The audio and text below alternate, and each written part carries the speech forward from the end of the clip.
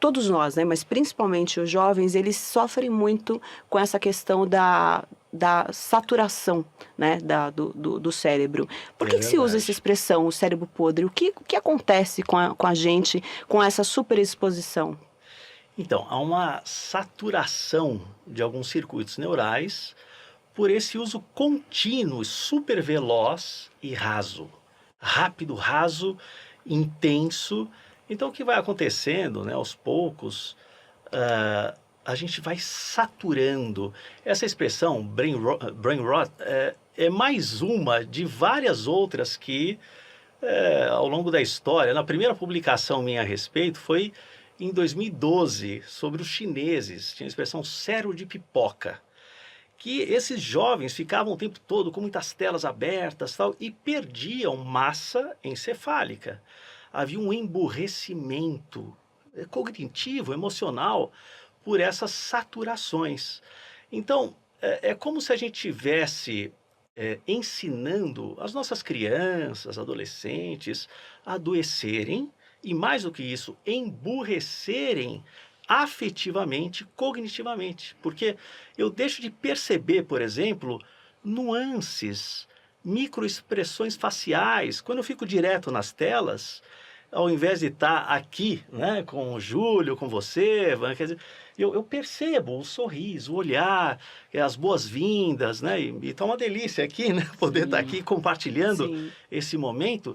Só que na tela eu não tenho essa experiência multifatorial. Eu tenho uma experiência bidimensional, intensa e rasa. Então os problemas advindos são muitos, inclusive o isolamento, né? Quer dizer, a quebra de vínculos com grande potencial saudável. E a dependência, né, doutor? Você disse numa entrevista que você deu recentemente para a Denise, nossa colega aqui no Jornal da Gazeta, você falava assim que alguns jovens, alguns pacientes que você tratou, eles não conseguem, por exemplo, se concentrar numa conversa como nós estamos fazendo aqui, de maneira saudável, por 10 minutos. Eles ficam em agonia. Por quê? Por que o cérebro ele entra nesse mecanismo ansiolítico? Porque é um vício.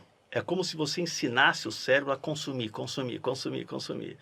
E há um reflexo muito interessante, Júlio, impressionante, um dado, né? E, claro, eu não vou identificar o paciente, mas um paciente com 16 anos, que gosta de surfar, falou assim, olha, eu não vou nessa praia porque as ondas demoram demais para chegar. Nossa.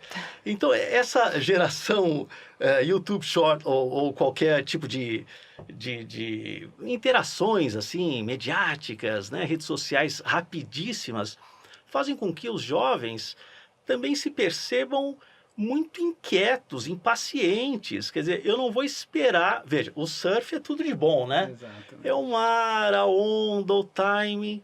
Mas eu não vou esperar a onda chegar, eu vou para uma outra praia, e o que acontece? Onda caixote. Quem gosta de surfar sabe o que eu estou falando.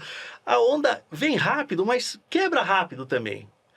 Então, os jovens eles estão ocupando um lugar cada vez mais perigoso, de uma polaridade à outra.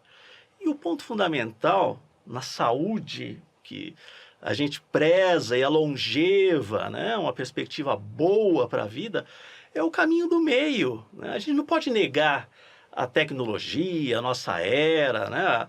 A cultura tecnológica, de fato, como você bem colocou, é um caminho sem volta. A gente pode aproveitar essa cultura tecnológica muito a favor do nosso desenvolvimento, tomando os cuidados, claro, com as polaridades. Mas, doutor, excelente o exemplo que você deu da onda, do surf, porque, perguntar para o Júlio agora, é um dos perigos invisíveis das redes sociais. Você se vê num mundo tão acelerado, né, que é um paramundo, é um não lugar, que quando você se volta para o mundo que tem a velocidade normal, você acha chato, você não consegue se concentrar, você não consegue relaxar. Exemplos, você não consegue... Eu falo por mim mesma, quando eu tenho que escrever um texto, que é uma coisa mais meditativa, que você precisa usar da sua reflexão, se eu venho das redes sociais, eu também sofro esse reflexo. Porque você fica acelerado, né? E você vem para o mundo real e você cobra dele um timing diferente, você vai perdendo muita coisa, você vai perdendo a beleza do desenrolar da coisa, o sabor, né? Uhum. O que você tem a dizer sobre isso, já que seu livro também aborda esses pontos? Com certeza. Primeiro, uma alegria estar aqui, Júlio, Valesca. Um dos pontos chaves que a gente tem que lembrar é a que se destina o nosso tempo. A que se destina a ampulheta da vida. E a nossa atenção é o destino do nosso tempo. Onde estamos colocando o nosso tempo de vida. Legal, adorei isso, muito bom, muito bom.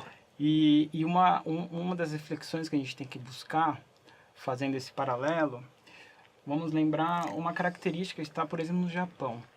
O hikikomori.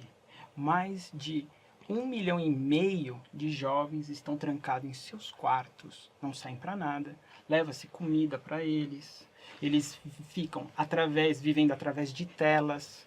Então é um ponto super sensível hoje, esse isolamento que está acontecendo. Assim como o brain rot, a gente também tem um termo que já vem sendo utilizado como o bed rotting, que é o apodrecimento na cama, que a gente passa o dia inteiro vendo uma série, acessando redes sociais e não sai por nada. Por um lado, a gente pensa, nossa, um cotidiano com muitas atividades, parece um momento de lazer. Mas isso também acaba caindo no brain rot. E também acaba caindo em outros pontos, que é, para eu descansar bem, eu tenho que mover meu corpo.